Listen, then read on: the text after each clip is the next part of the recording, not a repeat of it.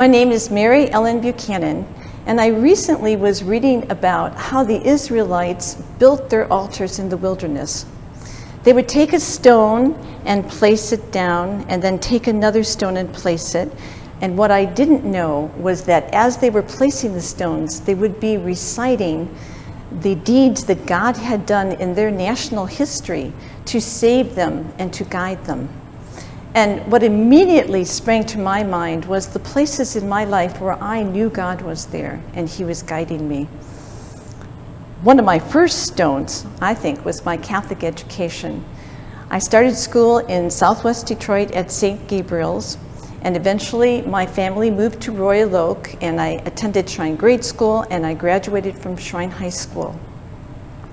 And I often think back on those years and how they formed the morality that I now have.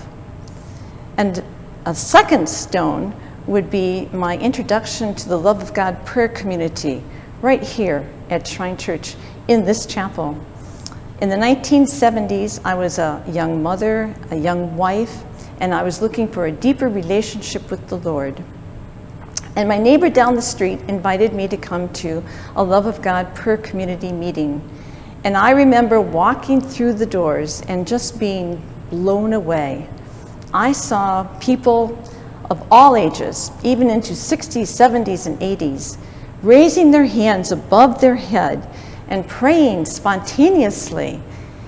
And their prayers were so intimate that I wanted that, and so I pursued that.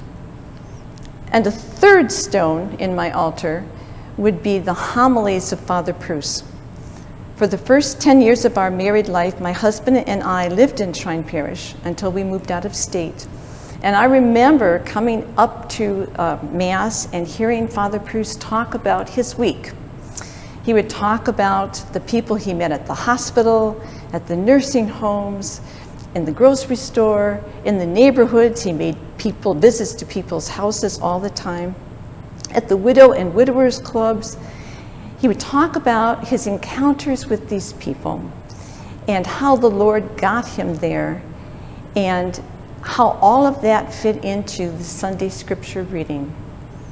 For me, Father Preuss really showed me how to hear the voice of the Lord more closely in my own life, in my relationships and the events and the circumstances. These are some of my stones. What are yours?